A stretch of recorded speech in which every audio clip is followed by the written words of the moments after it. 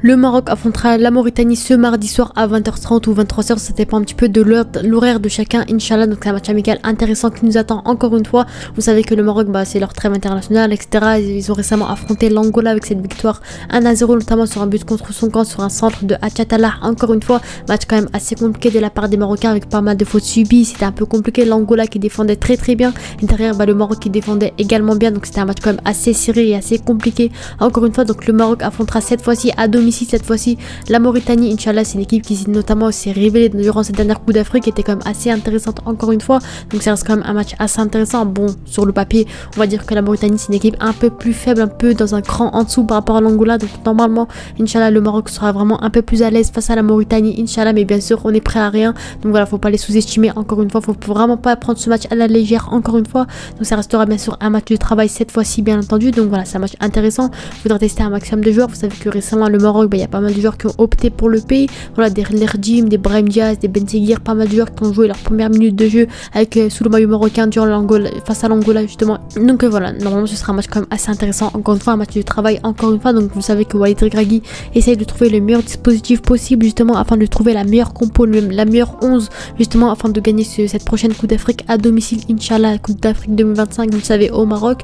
Donc voilà, si on revient un petit peu sur le match face à l'Angola, vous savez que voilà, c'était un match quand même assez intéressant avec cette compo en 4-3-3 utilisée justement par Walid Regragui cette fois-ci, avec bien sûr la titularisation de Brahim Diaz et de Ben Seguir qui ont joué leur première minute de jeu sous le maillot marocain cette fois-ci. C'était quand même un match assez intéressant. Encore une fois, Akbar qui était préféré à tous les autres défenseurs, aligné avec Aguerd, encore une fois, qui a quand même assez bien marché. Voilà, derrière on a eu un superbe trio, Brahim Diaz, Ben Seguir, Ziyech, qui a très bien fonctionné cette fois-ci. Donc franchement ça promet vraiment un avenir prometteur pour l'équipe du Maroc cette fois-ci.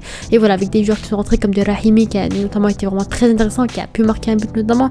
Donc voilà, clairement franchement c'est un match qui a été vraiment intéressant encore une fois, avec des joueurs qui ont été testés comme des Arouma cette fois-ci, des jeunes joueurs comme des El Khanous, des Amir Richardson, des El Azouzi. Donc clairement c'était vraiment un gros match de travail de la part des Marocains, et clairement ils en ont beaucoup appris dans ce match là. Donc pour revenir un petit peu dans la compo qu'on pourrait attendre justement sur ce prochain match, Inch'Allah.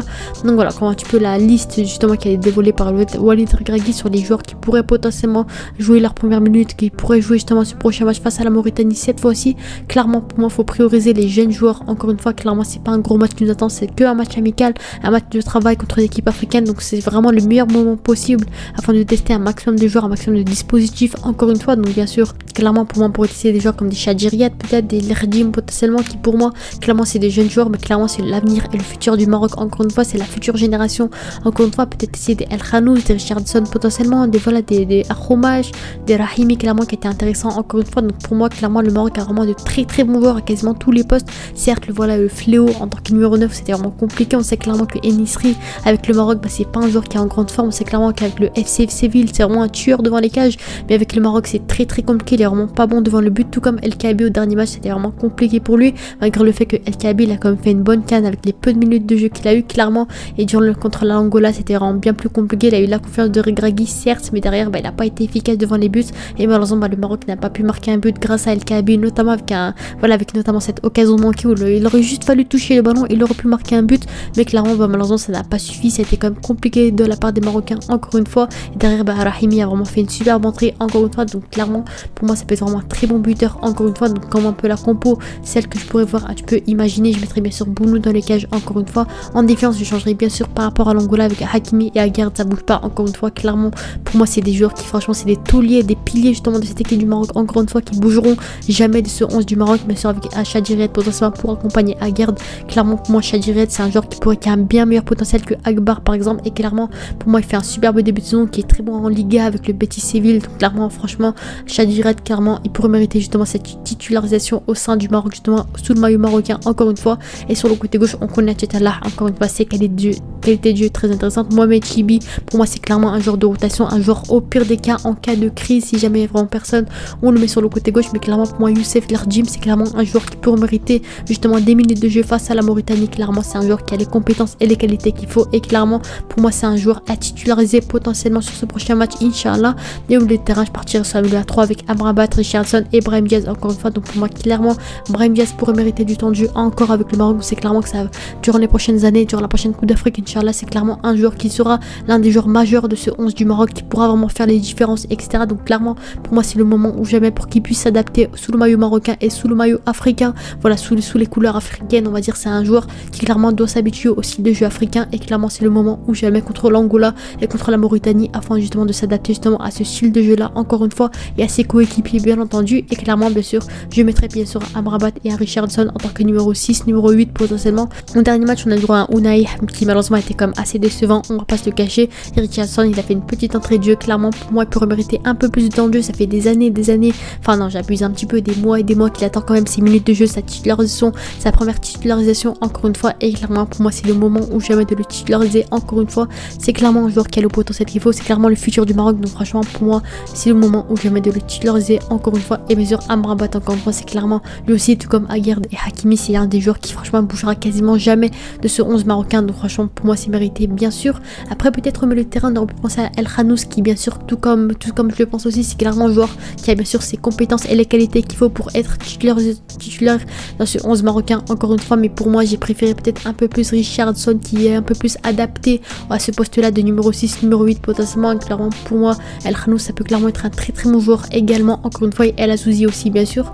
Mais voilà, clairement pour moi c'est ce milieu de terrain dans lequel je m'attendrais un peu, peut-être un milieu complètement défensif, un milieu assez relayeur on va dire, polyvalent, et un milieu offensif bien sûr Brahim Diaz, parce que clairement pour moi face à la Mauritanie il faudra clairement jouer en tant que équipe offensive, encore marquer un maximum de buts, pas comme l'Angola, c'était bien plus compliqué, on subissait les fautes, on a vu clairement que les Angolais faisaient des fautes sur Brahim Diaz, c'était vraiment très compliqué le fait d'accéder au but. Mais clairement pour moi là c'est le moment où jamais de marquer un maximum de buts, de lancer la machine à but marocaine bien sûr. Et en attaque bien sûr je mettrai un Hakimi Ziyech sur le côté droit, clairement il s'est relancé avec Galatasaray récemment, au dernier match contre l'Angola était vraiment très intéressant encore une fois.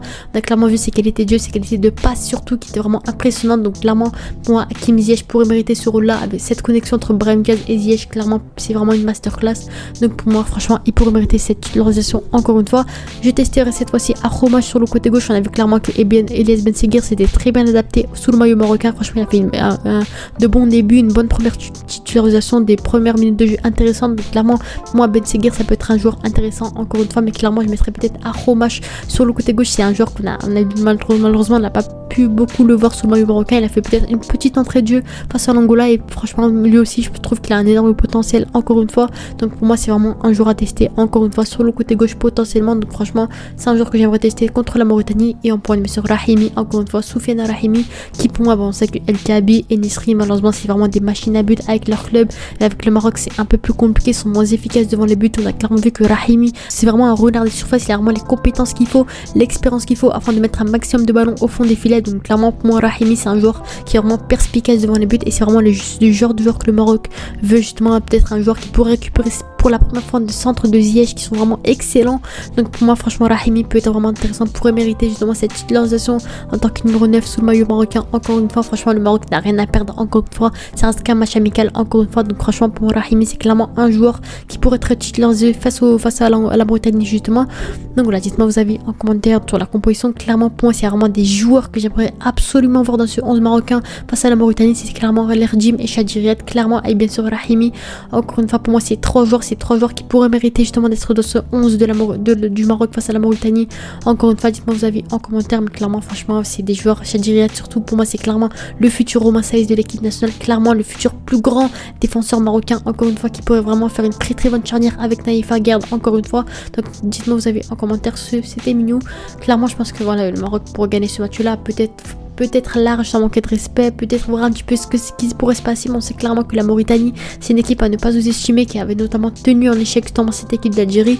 Donc clairement pour moi c'est la Mauritanie, c'est vraiment une équipe intéressante à affronter. Encore une fois c'est ce genre d'équipe piège à affronter. On sait que l'Angola c'est vraiment une équipe favorite, très intéressante et très forte, mais voilà la Mauritanie c'est une équipe dans laquelle on s'attend un peu moins, et pourtant c'est une équipe piège. Donc clairement c'est le moment où jamais de s'adapter à domicile pour les Marocains, de marquer un maximum de buts et enfin de creuser l'écart et de gagner ce match là avec le plus de buts possible d'écart, avec bien sûr si possible des buts de Rahimi encore une fois, Brahim Diaz peut-être son premier but sur le marocain, peut-être Benseghir potentiellement, des Arromage. Donc voilà j'ai vraiment hâte de voir ce match là, c'est vraiment un gros match de travail encore une fois.